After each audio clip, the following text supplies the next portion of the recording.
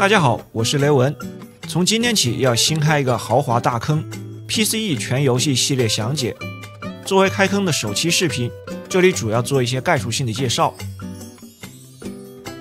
PCE 是 PC Engine 的簡稱，是由哈德森和 NEC 兩家公司聯合開發的，於1987年10月30日在日本發布。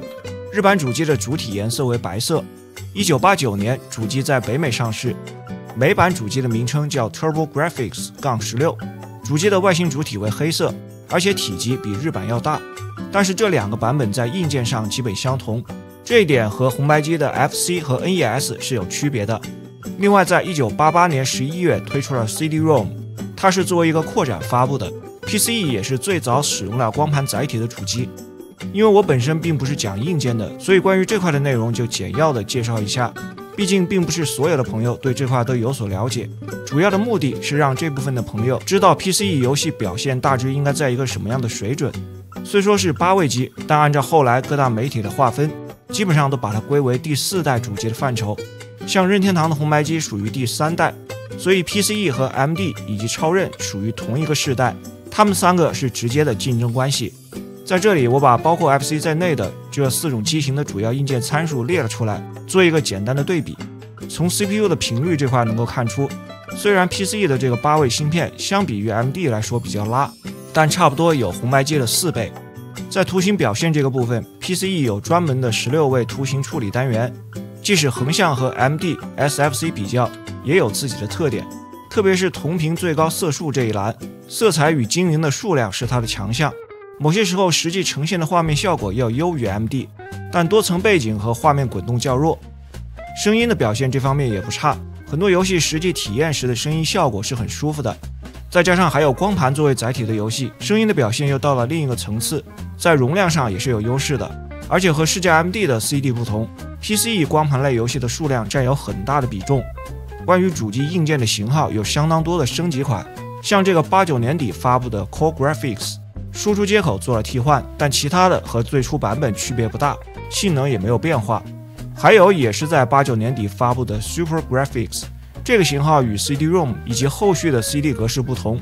Super Graphics 是一個完全獨立的系統，擁有自己的遊戲庫，它還向下兼容幾乎所有 PC Engine 軟件和外設，在性能上也比最初的 PCE 主機有所提升。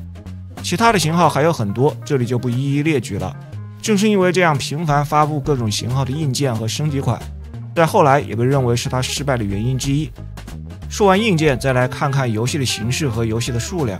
整體的遊戏存儲形式分為2大類，一種是 HuCard， 也稱為 Turbo Chip， 就是這種很薄的小卡片；另一種就是 CD-ROM 光盤。由於前面提到的硬件問題，這2種載體又有不同的格式，卡片又分為常規的 HuCard，還有專門為 Super Graphics 主機設計的卡片。光盤也有普通的 CD-ROM 和 Super CD-ROM， 後面還出了一種 Arcade 街機的 CD-ROM。每種形式的游戲我匯總了一張表格，後面是對應的遊戲數量。主機的銷量大部分都是在日本本土，所以遊戲的陣容也以日版為主。北美發布的遊戲數量就很少，所有的遊戲加起來去掉重複的內容，大概有不到700款。這是我的第2個全遊戲系列內容。PCE 主機相对來說比較冷門，之前一直也在糾結要不要做這個系列。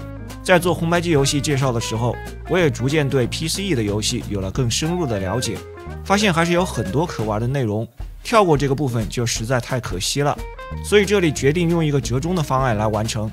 後面這個系列的內容，我會一個視頻講1款遊戲，還是按照發售日期的先後順序，但講解的形式不限，可能是像之前紅白機那樣，1款遊戲講解幾分鐘，或者是結合遊玩的花絮做些詳細的介紹，又或者做個通關流程的解說。採用什麼樣的方式，到時候結合遊戲的內容，看具體情況而定。畢竟個人的精力有限，在不影響其他內容的前提下，有多的時間就來更新。我覺得這個數量採用每期講1個遊戲的方式還是比較合適的。至於其他的主流平台，遊戲數量最少的是 MD， 加上 CD 格式的總數也超過了1000款。這些平台的內容就等到紅白機專題做完之後再來考慮吧。好了，今天的內容就是這些，敬請留意後續的遊戲更新，也請您多多點讚、評論和訂閱關注。咱們下期內容再見。